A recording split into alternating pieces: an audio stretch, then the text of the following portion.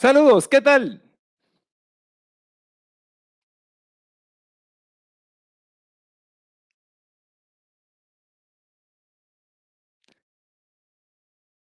Bienvenidos, bienvenidos a nuestra charla gratuita. Todo esto es gracias a The Winzone como un servicio de educación gratuita de eFly Academy. ¿Quieres más contenido y quieres más charlas? Visítanos en www.eflyacademy.com. Convierte tu sueño en realidad. Conviértete en piloto privado, piloto comercial de avión o helicóptero. eFly Academy es el hub de los estudiantes de aviación de Latinoamérica. eFly Academy desde los Estados Unidos hasta Argentina a través de todas sus escuelas socias. En eFly Academy incluye cursos de formación en vuelo por instrumento, en multimotores, cursos especializados en aeronaves, cursos para aprendices en el caso de aviación para todos, cursos avanzados donde vas a ver presurización, aviónica, vuelo instrumental, vuelo internacional, cursos como los que estamos viendo acá, cursos de A320, que está disponible para ustedes hasta el 22 de julio solamente por un mes con el precio que ven ahí en la matrícula. Van a ver ese temario por un piloto de aerolínea que va a estar explicándole cada uno de los temas y los procedimientos de esta aeronave. Cupos limitados, inclúyete para este curso antes del 22 de julio, para este viernes 22 de julio. No olvides entonces ingresar a la plataforma de eFly Academy y contacta con nuestro asesor académico en el más 506 70 38 26 51 en ese WhatsApp para toda Latinoamérica. El día de hoy tenemos la historia de la aviación. Qué punto tan interesante. Incluso uno de los puntos más importantes de las materias que da nuestro director académico. Y vamos a hablar de unos puntos, unos tópicos interesantes sobre el nacimiento de la aviación, cómo es posible desde la observación y el cuestionamiento del vuelo de los pájaros, en este caso el nacimiento de las antiguas civilizaciones como el antiguo Egipto, Grecia, Roma, involucrando mucho en lo que es el arte de volar, las alas.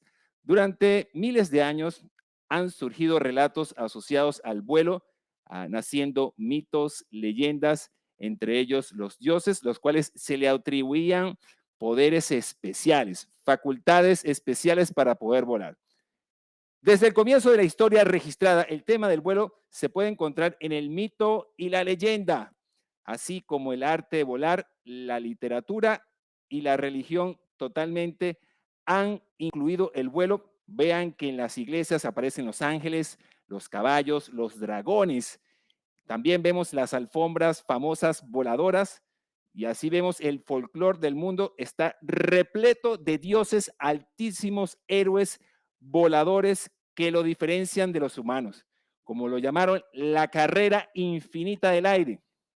Comenzamos con el clásico mito de volar de Dédalo e Ícaro. Vamos a ver aquí este famoso mito que está aquí. Aquí tenemos al Dédalo y a Ícaro. Vamos a ponerlo acá. Aquí tenemos a Dédalo y a Ícaro. Qué historia tan interesante. Aquí vemos que muchos libros están grabados con manuscritos donde lo que explica cómo el hombre voló o cómo inició su vuelo. Para este historia de la antigua mitología griega, famosos por su ingenioso arquitecto Dédalo del laberinto que construyó el laberinto del Minotauro de Creta. Vamos a explicar muy paso a paso cómo es esta historia tan interesante que nos lleva al mundo de la aviación. Para ver que Dédalo era el mejor de los arquitectos, de los ingenieros para esa época, pero tenía uno de sus discípulos que era Talos, que era un aprendiz que tenía mucha habilidad para hacer las cosas. Él, Dédalo, que vemos el lado izquierdo, estaba muy aterrado por perder la fama, lo que hizo que Dédalo acabara con Talos. Entonces, Talos era este sobrino que lo que hizo fue que lo mató y entonces él sabía que iba a ser castigado, lo que hizo que huyera de Atenas, donde ellos vivían. Entonces toma rumbo al dominio del rey Minos, donde nadie se atrevería a buscar a este señor Dédalo. El rey Minos lo que hizo fue recibirlo, pero Dédalo le muestra todas las maravillas que él tenía. Nada le convencía al rey Minos. Esto es hasta que uno de los proyectos que tenía Dédalo era sobre un hombre metálico. Esto le llamó el interés al rey Minos para darle vida a un robot. Esto era lo que había diseñado. Esto fue lo que interesó al rey Minos, que haría que Creta, donde vivía el rey Minos, un lugar totalmente impenetrable. Dédalo, este arquitecto, este ingeniero, gana la confianza del rey Minos, donde pasaron años y Dédalo formó su familia en compañía de Ícaro su hijo. Minos vuelve a pedir ayuda a Dédalo porque los dioses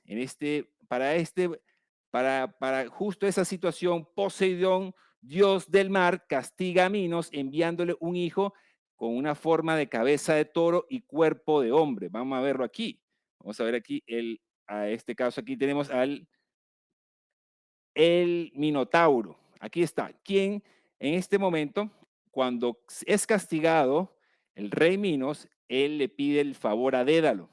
Entonces, el favor era el favor que le pidió era que construyera un laberinto para esconder a la bestia y, y no tener la humillación de los dioses que lo habían condenado, que nadie viera eso.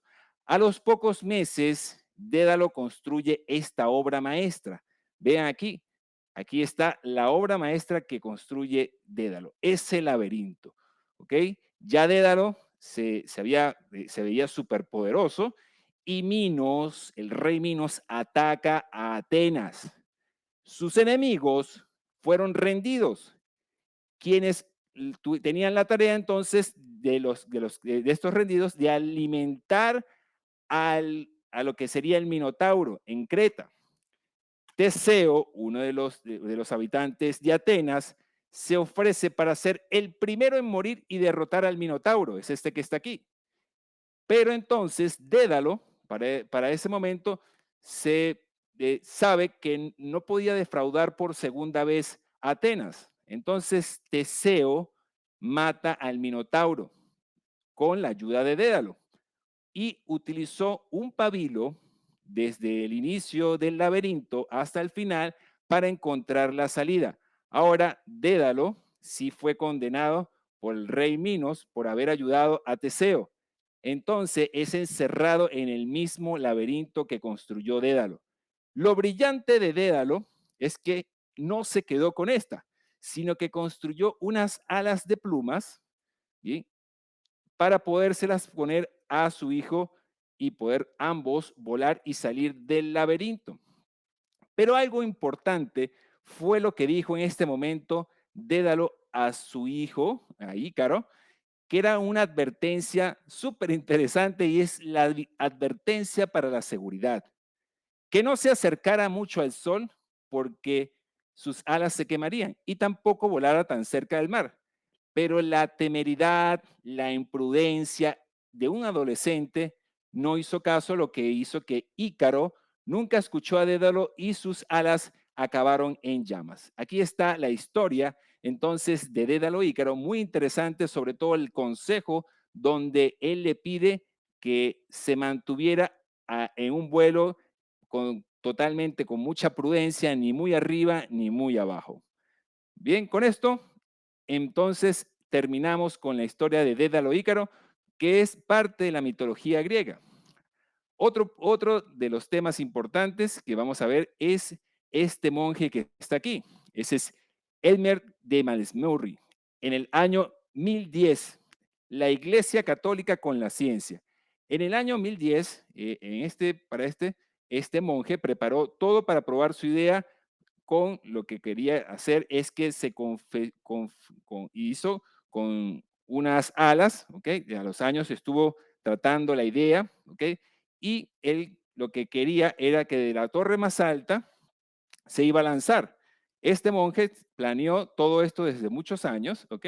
Hasta que eh, montó una ala muy parecida al ala delta o como un cometa. Entonces tomó la decisión de saltar de la abadía. El viento sopló con fuerza y inmediatamente se lanzó, logrando volar 200 metros. Elmer consiguió volar. Todo iba bien, todo iba perfecto cuando se lanzó, pero un cambio brusco de viento hizo que se precipitara rápidamente contra el suelo.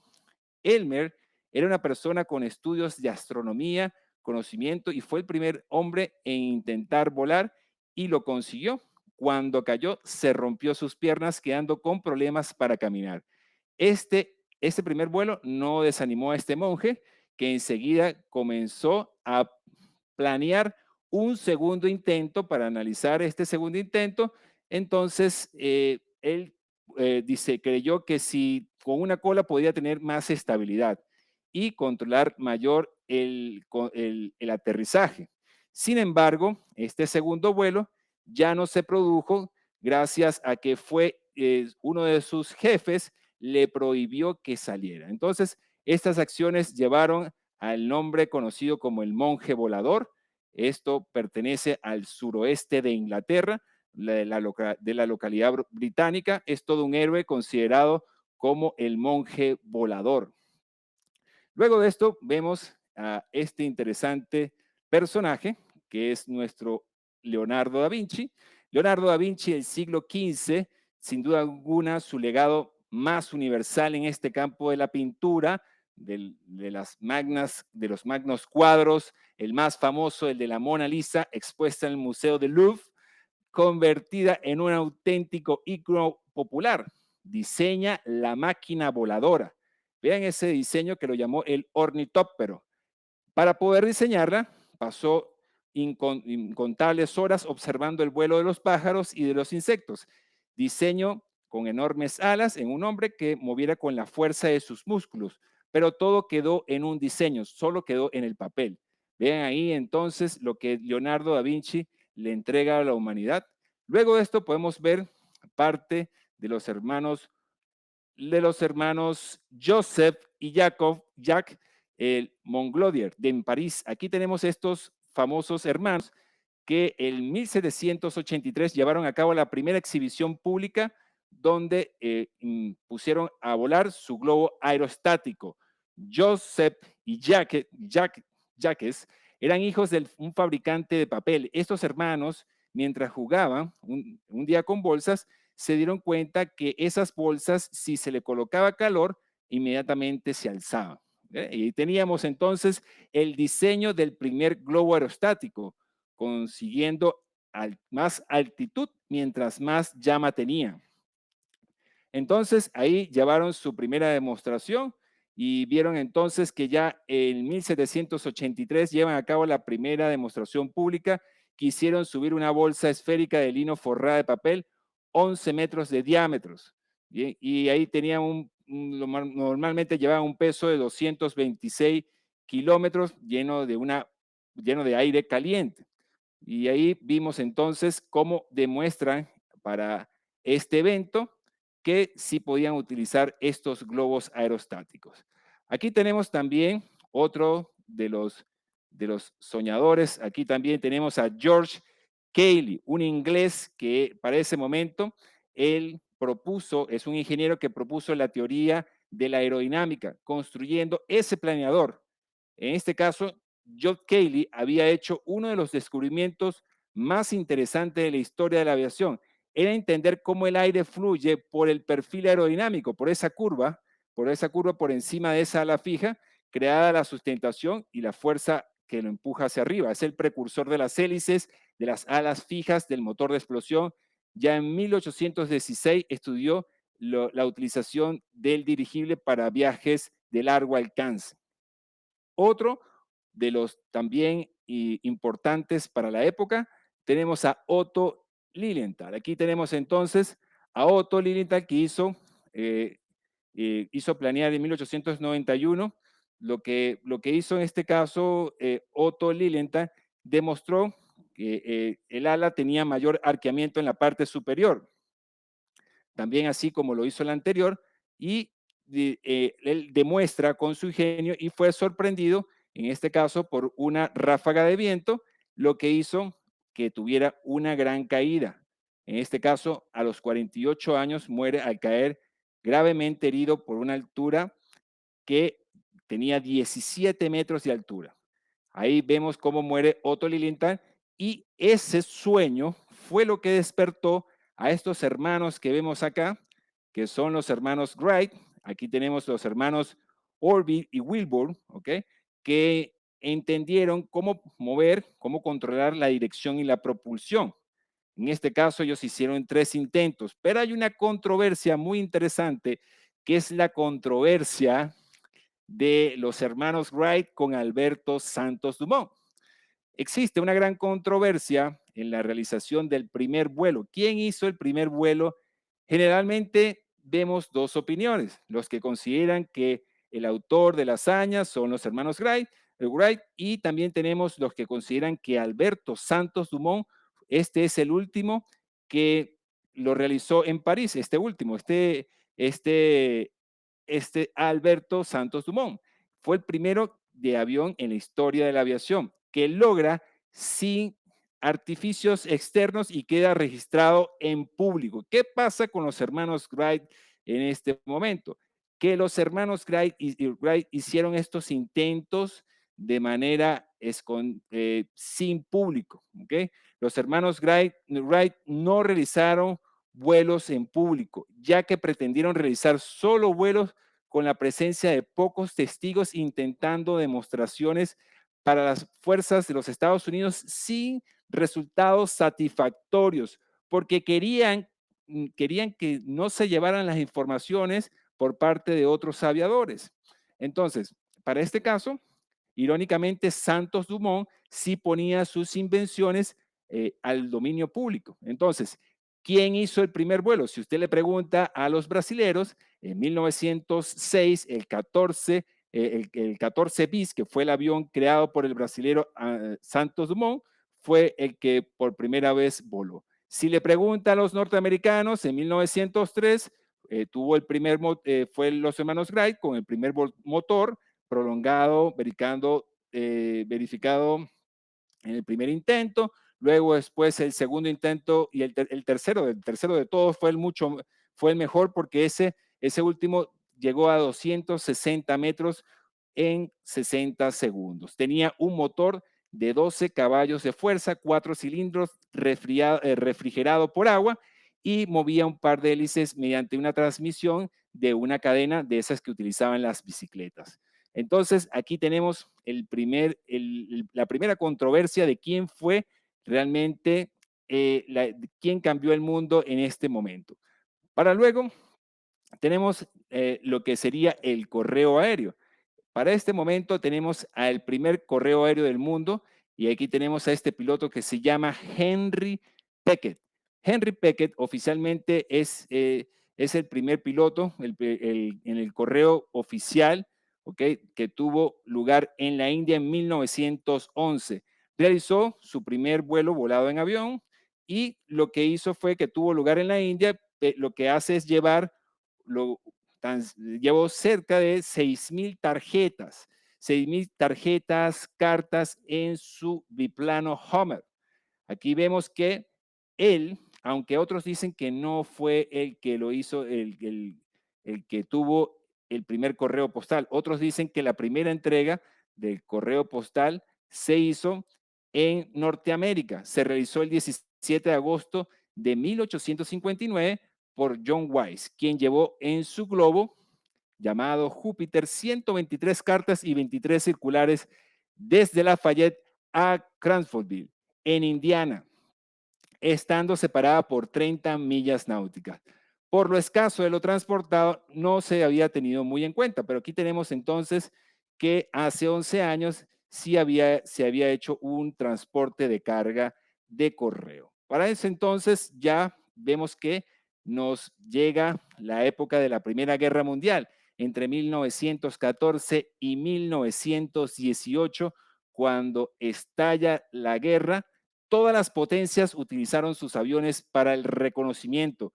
Fue esencial, los soldados cavaron trincheras, colocaron la artillería y los artilleros necesitaban datos totalmente fiables para poder calibrar los cañones. Esta información se podía conseguir a través de los aviones, pero tenía un alto costo. Sin embargo, los aeroplanos podían observar desde el cielo las líneas enemigas y las trincheras. Gracias a estos datos, los artilleros podían apuntar perfectamente y los altos mandos preparan los ataques para excavar los túneles. Dentro de los aviones que tenían para la época, y aquí vamos a ver los aviones que tenían para la época, teníamos el SPAT de Francia, luego teníamos el Vickers, aquí está, el Vickers del Reino Unido, aquí tenemos el otro y tenemos al Handley del Reino Unido también, aquí lo vemos, véanlo acá. Luego vamos a ver el siguiente, que es el Albatros de Alemania, muy cuestionado por el propio Barón Rojo, Manfred von Richterford, que es el Barón Rojo, ¿ok? Quien se quejó de las limitaciones de las prestaciones que ofrecía esta aeronave. Luego vemos lo que es el arma letal, el Fokker alemán, pocos aviones de triplano de la Primera Guerra Mundial que hacían que los pilotos fueran infalibles. Aquí tenemos el Fokker alemán, muy interesante la utilización del Barón Rojo en esta aeronave. Luego vemos que para el siguiente paso tenemos al totalmente increíble William Edward Boeing, quien fue el que fue el primero y el pionero de la aviación, quien funda Pacific Airplane Company en 1916, quien un año después pasa a llamar esa compañía a lo que sería actualmente la Boeing, ahora la más grande exportadora de aeronaves de los Estados Unidos. Boeing en su modelo 40 fue un avión de correo estadounidense en 1920. Era un biplano, vemos ahí, monomotor que fue ampliamente utilizado en los servicios de correo de los Estados Unidos, especialmente por las aerolíneas que más tarde se convirtieron en United Airlines. La fábrica actualmente de Boeing es la fábrica de ensamble de aviones más grandes del mundo. En ella se ensamblan fuselajes anchos del 747, 767, 777, 787 Dreamliner. Entonces, aquí vemos qué tan importante fue Boeing para este crecimiento de la aviación. Luego tenemos también en la parte de la posguerra el aeropuerto de Croydon. Este aeropuerto de Croydon fue el principal y único aeropuerto internacional del Reino Unido en el periodo entre guerras, situado en Croydon, al sur de Londres, en Inglaterra, facilitando los vuelos de Londres a París. Se inaugura en 1920 y se desarrolló como el primer aeropuerto británico con capacidad de carga, correo, pasajeros, superior a cualquier aeropuerto del mundo. Entonces, para este es donde nace el primer centro de control de tránsito aéreo del mundo. Recuerden que inicialmente las aeronaves eran controladas por luces y por banderas. Aquí tenemos el primer terminal después del mundo y vemos que nace la palabra Mayday. Mayday es la palabra fácil de recordar, una palabra que es una palabra francesa, Madier, ¿okay? Que consiste en ayúdame y que se utiliza diciendo 3 veces seguidas para indicar la situación de emergencia a viva voz. Cuando un operador del aeropuerto de Croydon en Londres recibe ese encargo, búsquete un término que sirviera y que no confundiera a los pilotos y las personas en tierra. Entonces, a partir de ahí se utiliza esa palabra para poder tener ayuda, ¿okay? Para poder ofrecer ayuda. Aquí tenemos entonces como este aeropuerto que actualmente es un museo, que es parte de la historia de la aviación mundial. Entonces, con esto sí vamos a terminar el día de hoy. Vamos a invitarte entonces, no te olvides de incluirte en nuestro curso especial de Airbus 320, curso que tienes para esta fecha para incluirte el 22 de julio. También está la matrícula abierta en nuestro curso de piloto privado, curso de piloto comercial, curso de vuelo por instrumento, curso de avión y curso de helicóptero. Con esto sí vamos a terminar el día de hoy. No olvides seguirnos por nuestras redes sociales y visitarnos en www.eflyacademy.com. Nos vamos a ver con el segundo tema de historia de la aviación. Hasta luego y no dejes de aprender. Chao, chao.